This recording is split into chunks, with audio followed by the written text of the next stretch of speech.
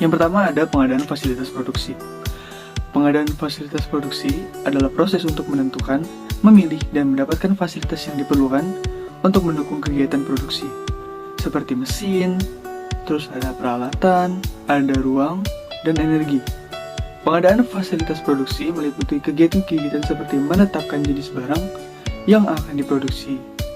Kedua, ada juga menentukan proses produksi yang diperlukan, menentukan hubungan antar departemen, menentukan kebutuhan ruangan untuk semua bagian dalam produksi. Seterusnya ada menyusun rencana fasilitas dan melakukan pemeliharaan fasilitas. Untuk materi kedua, ada pemeliharaan fasilitas produksi. Seperti namanya, pemeliharaan artinya menjaga.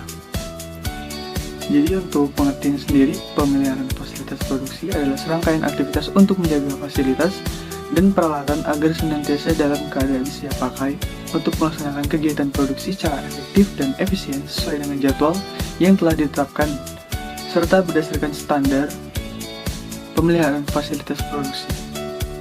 Pemeliharaan fasilitas produksi sendiri juga memiliki tujuan, antara lain, yang pertama, ada untuk meningkatkan pengaduan dan penyimpanan bahan baku. Yang kedua, ada menggunakan tenaga kerja, peralatan, ruang, dan energi secara efektif. Yang ketiga, meminimalkan investasi modal, serta mempermudah pemeliharaan fasilitas. Dan yang keempat, meningkatkan keselamatan dan kepuasan kerja, serta meningkatkan efisiensi energi.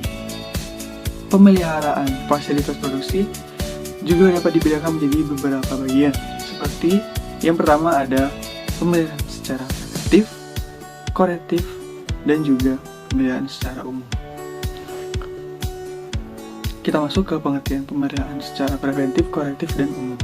Untuk pemeliharaan preventif sendiri, yaitu adalah tindakan yang dilakukan secara terencana, rutin, untuk mencegah kerusakan, kegagalan, atau penurunan kinerja peralatan atau sistem-sistem. Contohnya adalah inspeksi, pelumasan, serta penggantian suku cadang. Selanjutnya ada pemeliharaan korektif. Pemeliharaan korektif sendiri adalah tindakan yang dilakukan setelah terjadi kegagalan atau kerusakan pada peralatan atau sistem.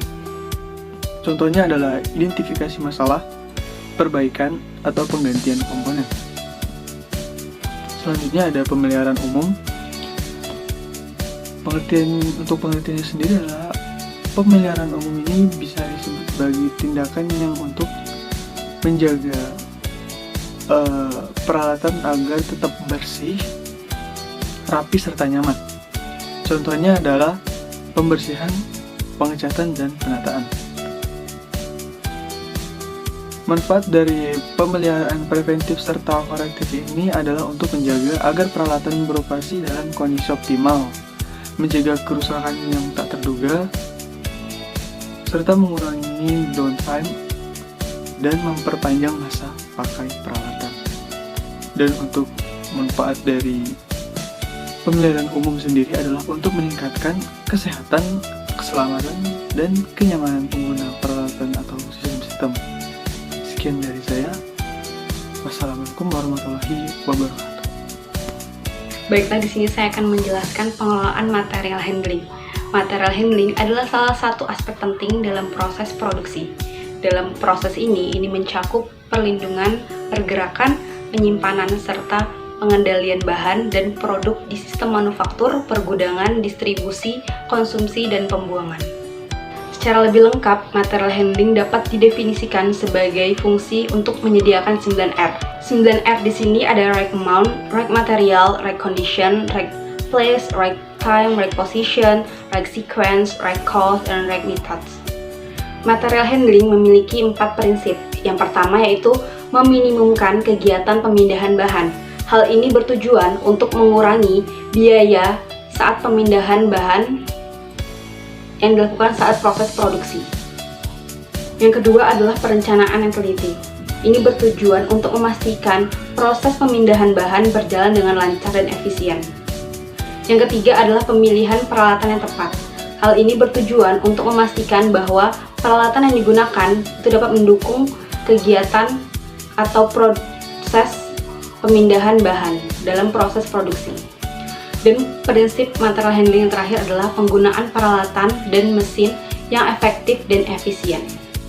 Dalam proses pengadaan dan pemeliharaan fasilitas produksi, ada beberapa fungsi dari organisasi sebagai berikut, yaitu operasi, keuangan, pembelian, persediaan, teknis, kualitas, SDM atau sumber daya manusia, lingkungan, keselamatan dan kesehatan kerja, serta yang terakhir adalah teknologi informasi. Manajemen teknis merancang, mengembangkan, dan memelihara infrastruktur fisik fasilitas produksi, termasuk perencanaan, layout pabrik, desain instalasi mesin, dan perawatan rutin serta perbaikan fasilitas. Manajemen keselamatan dan kesehatan kerja menetapkan kebijakan dan prosedur keselamatan kerja untuk memastikan lingkungan kerja yang aman bagi seluruh karyawan yang terlibat dalam operasi fasilitas produksi. Manajemen persediaan bertanggung jawab atas pengelolaan stok persediaan untuk memastikan ketersediaan bahan baku, suku cadang, dan perlengkapan lainnya yang diperlukan untuk produksi dan pemeliharaan fasilitas. Manajemen lingkungan memastikan kegiatan operasional fasilitas produksi mematuhi regulasi lingkungan yang berlaku, serta merancang dan melaksanakan kebijakan lingkungan untuk mengurangi dampak negatif terhadap lingkungan. Manajemen keuangan mengelola anggaran dan alokasi dana yang diperlukan untuk pengadaan peralatan baru, pemeliharaan fasilitas, dan biaya operasional lainnya yang terkait dengan produksi. Manajemen SDM atau sumber daya manusia mengelola tenaga kerja yang terlibat dalam operasi dan pemeliharaan fasilitas produksi, termasuk rekrutmen, pelatihan, evaluasi kinerja, dan pengembangan karir karyawan. Manajemen pembelian melakukan proses pengadaan, negosiasi kontrak, dan pembelian peralatan baru, serta layanan terkait dengan fasilitas produksi, seperti peralatan mesin, suku cadang, dan bahan baku. Prosedur pengadaan dan pemeliharaan fasilitas produksi. Ada beberapa aspek utama dalam prosedur pengadaan dan pemeliharaan fasilitas produksi. Yang pertama yaitu pemeliharaan atau melakukan kegiatan seperti pembersihan, inspeksi, pelumasan, dan perbaikan dengan tujuan untuk memperpanjang keberlanjutan fasilitas produksi. Yang kedua ada pengadaan suku cadang, yaitu menjaga ketersediaan suku cadang yang diperlukan untuk memperbaiki dan mengganti komponen yang rusak. Yang ketiga ada pembelian dan pengadaan, yaitu mencakup kesinambungan dari kebutuhan material dan pola pengadaan dalam menunjang pelaksanaan pekerjaan pemeliharaan fasilitas. Yang keempat ada manajemen pemeliharaan, yaitu memperkirakan kebutuhan material, cara memperoleh material, dan tingkat tanggung jawab yang jelas. Yang kelima ada arus informasi dan pelaporan, yaitu mengatur arus informasi dan pelaporan bersifat vertikal. Yang keenam ada hubungan kerja horizontal, yaitu mengatur hubungan kerja antar unit dengan prosedur kerja, kebijaksanaan, dan petunjuk pelaksanaan. Yang ketujuh ada mekanisme koordinasi antar unit, yaitu melakukan rapat untuk koordinasi antar unit. Yang kedelapan ada organisasi produk atau area, yaitu membuat struktur organisasi yang mandiri untuk merencanakan, memproduksi, dan memasarkan aktivitasnya sendiri. Yang kesembilan atau terakhir yaitu model organisasi matriks atau menggabungkan organisasi fungsional dan organisasi produk atau area untuk mengatasi kelemahan dari masing-masing bentuk organisasi. Informasi yang diperlukan terkait proses pengadaan dan pemeliharaan fasilitas produksi, yaitu ada beberapa informasi yang diperlukan untuk membantu membuat keputusan yang efektif dan efisien. Yang pertama adalah analisis kebutuhan, yaitu menentukan kebutuhan fasilitas produksi yang diperlukan untuk mencapai tujuan produksi dan kinerja. Yang kedua, spesifikasi teknis, yaitu menentukan spesifikasi teknis dari fasilitas produksi seperti kapasitas, kualitas, dan standar keselamatan. Yang ketiga ada harga dan kualitas, yaitu menilai harga dan kualitas dari barang dan jasa yang diperlukan dalam pengadaan. Yang keempat ada pemasok, yaitu menilai kualitas, reputasi, dan kemungkinan kerjasama dengan pemasok. Yang kelima yang ada perencanaan, yaitu menentukan rencana pengadaan dan pemeliharaan yang sesuai dengan kebutuhan dan kondisi fasilitas produksi. Yang keenam ada sistem manajemen, yaitu menyediakan sistem manajemen yang efektif untuk mengawasi dan mengendalikan proses pengadaan dan pemeliharaan. Yang ketujuh ada arus informasi, yaitu menyediakan arus informasi yang transparan dan akurat antar unit yang berhubungan dengan proses pengadaan dan pemeliharaan. Yang kedelapan ada pelaporan, yaitu menyediakan pelaporan yang akurat dan transparan tentang keadaan fasilitas produksi, kebutuhan, dan kinerja pengadaan dan pemeliharaan. Yang kesembilan ada kebijakan, yaitu menyediakan kebijakan yang konsisten dan transparan untuk mengendalikan proses pengadaan dan pemeliharaan. Dan yang terakhir adalah kebijaksanaan, yaitu menyediakan kebijaksanaan yang jelas dan konsisten untuk mengendalikan proses pengadaan dan pemeliharaan. Nah, untuk dokumen yang terkait pengadaan dan pemeliharaan fasilitas produksi dapat beragam tergantung pada konteks dan kebijakan di berbagai lembaga atau perusahaan itu sendiri. Namun, ada beberapa jenis dokumen yang relevan. Yang pertama, ada standar dokumen pengadaan atau SDP. Lembaga Kebijakan Pengadaan Barang atau Jasa Pemerintah merilis standar dokumen pengadaan yang menjadi acuan untuk dokumen pengadaan barang atau jasa. Dokumen ini merupakan panduan resmi yang digunakan dalam proses pengadaan barang atau jasa. SDP ini membantu memastikan proses pengadaan berjalan dengan baik dan transparan. Yang kedua ada SOP produksi. Nah, SOP produksi ini termasuk ke dalam dokumen yang berisi aturan langkah demi langkah untuk melakukan tugas-tugas khusus. Dalam produksi sendiri, SOP mencangkup langkah-langkah seperti pembelian bahan baku, pengambilan bahan baku dari gudang, penyimpanan barang jadi, menghitung persediaan, dan membuat dokumen aktivitas produksi. SOP membantu memastikan bahwa operasi fasilitas produksi berjalan dengan konsisten dan efisien. Yang ketiga ada dokumen persyaratan penyedia atau lembar data kualifikasi. Nah, ini adalah dokumen yang digunakan untuk memilih penyedia atau kontraktor. Di dalamnya terdapat persyaratan kualifikasi seperti kemitraan dengan perusahaan utama, layanan pengadaan elektronik, dan formulir pengisian elektronik. Dokumen ini penting saat melakukan proses seleksi penyedia barang atau jasa. Yang keempat ada pedoman pengelolaan sarana dan prasarana. Nah, ini adalah dokumen yang berisi rencana untuk membeli barang dan jasa, menghitung semua fasilitas yang dimiliki, melakukan audit dan penilaian, serta menetapkan prosedur dan menggunakan merawat dan mengawasi sarana dan prasarana. Yang kelima ada prosedur sistem dan manajemen pemeliharaan fasilitas.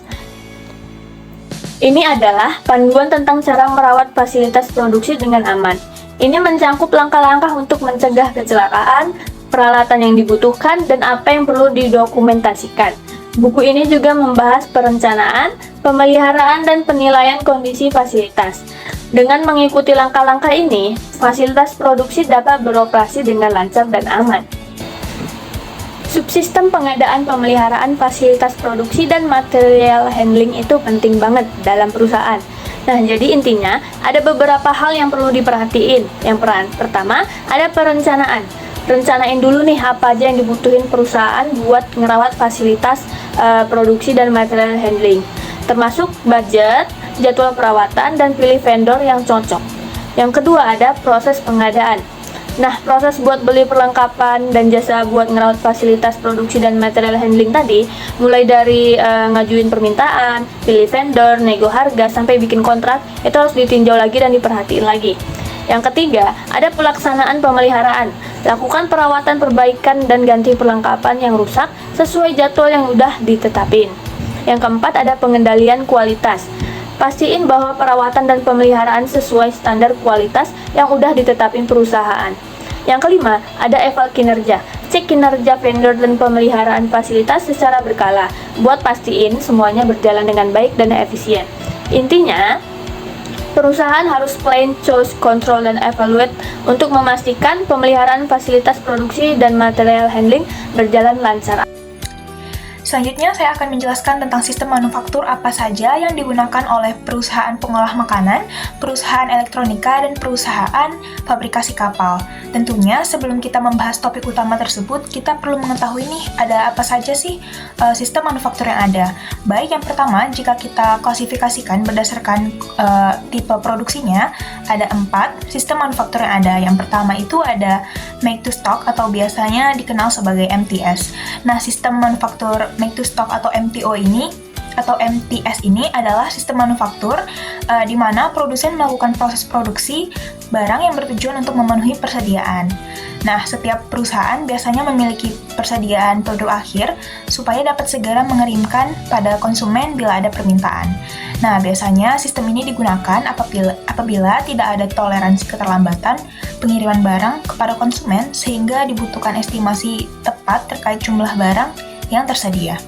Nah, contoh perusahaan yang memakai sistem manufaktur MTS atau Make to Stock ini itu seperti PT Mayora yang kita tahu merupakan PT penghasil jajanan-jajanan seperti snack, kue-kue kering seperti itu. Jadi mereka tinggal membuat produknya, lalu jika ada permintaan dari klien atau konsumen berupa retail, toko retail, mereka tinggal mengirimkan produk-produknya saja, seperti itu. Selanjutnya, kita di sini ada sistem manufaktur assemble to order atau biasa dikenal sebagai ATO. Nah, sistem assemble to order ini biasanya diterapkan oleh perusahaan yang menjual produk-produk rakitan. Nah, dengan sistem ini, produsen dapat membuat desain standar produk jadi yang akan dirakit setelah ada pesanan dari konsumen. Nah, jadi sistem assemble to order ini, produsen itu harus menyediakan komponen-komponen sebelum produk tersebut dirakit menjadi barang jadi dan akan dikirimkan kepada konsumen, seperti itu. Selanjutnya, yang ketiga, kita ada sistem manufaktur make to order atau MTO. Nah, jadi sistem manufaktur MTO ini akan berjalan ketika perusahaan menjalankan proses produksi setelah menerima permintaan dari konsumen. Biasanya ini seperti custom made gitu. Nah, jadi perusahaan yang menjalankan sistem make to order ini biasanya memiliki keterbatasan desain produk dan material standar. Nah, jadi pembuatan produknya juga harus bersifat khusus sesuai dengan permintaan setiap konsumen. Nah, contoh perusahaan yang menerapkan sistem manufaktur make to order ini itu seperti perusahaan aksesoris yang dimana mereka membuat produk itu jika ada permintaan khusus dari konsumen. Di beberapa kasus juga perusahaan-perusahaan toko kue itu mereka juga menerapkan sistem produksi MTO ini atau make to order ini jika ada permintaan khusus dari klien, seperti misalnya saya ingin berulang tahun lalu saya ingin membeli kue dengan desain khusus, seperti itu. Lalu yang terakhir ada engineering to order atau ETO. Nah, jadi sistem manufaktur yang terakhir ini atau engineer to order ini itu berdasarkan tipe produknya. Nah, sistem ETO ini merupakan sistem yang diaplikasikan apabila konsumen memesan produk yang dimulai dari proses perancangan. Nah, jadi proses perancangan hingga pembuatan produk dijalankan sesuai dengan permintaan konsumen. Nah, sehingga produk tersebut tuh dibuat dengan unik gitu kesannya. Lalu dengan metode ini, metode engineer to order, perusahaan biasanya tidak memiliki persediaan karena proses produksi dijalankan setelah ada permintaan dan konsumen. Jadi kasarnya produk-produk yang ada itu dibuat secara dadakan sehingga tidak ada bahan-bahan baku yang sebelumnya disimpan, seperti itu. Nah, jadi saya sudah selesai nih menjelaskan 4 sistem manufaktur yang umumnya dipakai oleh perusahaan manufaktur. Yang pertama tadi ada make to stock atau MTS, yang kedua tadi ada assemble to order atau ATO, yang ketiga ada make to order atau MTO, dan yang terakhir ada engineer to order. Nah, jadi setiap sistem manufaktur ini memiliki definisi yang berbeda-beda dan cara penerapannya juga berbeda-beda, dan mereka ini juga digunakan oleh perusahaan-perusahaan khusus. Jadi tidak semua menerapkan setiap sistemnya, seperti itu. Nah, sistem manufaktur yang umumnya digunakan oleh perusahaan pengolah makanan merupakan sistem manufaktur make to order atau MTO. Nah, kenapa MTO? Berdasarkan penjelasan saya tadi mengenai setiap definisi dari masing-masing sistem manufaktur, jadi sistem manufaktur MTO ini umumnya digunakan dalam industri makanan karena produk seringkali diproduksi berdasarkan pesanan atau permintaan pelanggan. Nah, kenapa? Karena gunanya untuk memastikan kesegaran dan kualitas produk. Nah, contohnya yang mudah kita ketemui di sekitar kita itu seperti restoran cepat saji. Mereka baru hanya akan memproses pesanan kita saat kita memesan. Contohnya seperti saat kita memesan ayam goreng, mereka baru akan menyiapkan ayam goreng tersebut dan menggorengnya saat pesanan kita masuk, seperti itu. Jadi kualitas ayam goreng itu sendiri dapat terjaga hingga sampai ke tangan kita. Nah, selanjutnya kita akan membahas sistem manufaktur apa yang umumnya dipakai oleh perusahaan elektronika. Pada umumnya, mereka biasanya memakai 2 sistem manufaktur, sebenarnya tergantung dengan tujuan dan produk apa yang diproduksi. Jadi yang pertama, perusahaan elektronika itu biasanya menerapkan sistem manufaktur make to stock. Nah, jadi dalam sistem MTS ini, perusahaan elektronika itu memproduksi barang secara massal berdasarkan permintaan pasar. Nah, mereka memproduksi barang-barang tersebut dan menyimpannya di gudang untuk dijual kepada pelanggan. Contohnya apa? Nah, contohnya itu seperti perusahaan handphone ya. Mereka memproduksi dengan massal, jadi pada akhirnya mereka akan menyimpan persediaan tersebut untuk dijual nantinya. Nah, selanjutnya sistem manufaktur yang umumnya digunakan oleh perusahaan elektronika juga assemble to order atau ATO. Nah, jadi dalam sistem ATO ini perusahaan elektronika itu mungkin memproduksi komponen-komponen elektronik dan kemudian mereka merakitnya sesuai dengan permintaan atau pesanan pelanggan. Nah, ini memungkinkan pelanggan untuk memilih berbagai opsi atau konfigurasi produk sesuai dengan kebutuhan mereka. Nah, keduanya merupakan pilihan umum dalam industri elektronika ya. Sebenarnya seperti yang saya bilang tadi, disesuaikan saja dengan tujuan dari perusahaan tersebut. Nah, tapi perusahaan mungkin memilih salah satu tergantung dengan strategi bisnis dan permintaan pasar mereka. Nah, kalau tadi contoh perusahaan elektronika yang memakai sistem manufaktur make to stock itu merupakan perusahaan handphone, mungkin untuk perusahaan elektronika yang menerapkan sistem manufaktur assemble to order ini seperti perakit komputer seperti itu. Jadi mereka baru hanya akan memproses jika ada konsumen yang meminta kepada mereka. Jadi seperti custom made seperti itu. Nah, yang terakhir kita akan membahas tentang sistem manufaktur apa sih yang dipakai oleh perusahaan fabrikasi perkapalan. Saya akan membahas yang umum-umumnya saja. Jadi, rata-rata perusahaan fabrikasi perkapalan itu memakai sistem manufaktur ini. Nah, biasanya mereka itu menggunakan sistem manufaktur ETO atau Engineer to Order. Nah, jadi dalam industri fabrikasi perkapalan, setiap proyek seringkali membutuhkan desain dan spesifikasi yang unik sesuai dengan kebutuhan pelanggan. Sehingga sistem ETO ini memungkinkan perusahaan untuk merancang dan memproduksi kapal sesuai dengan pesanan khusus dari pelanggan.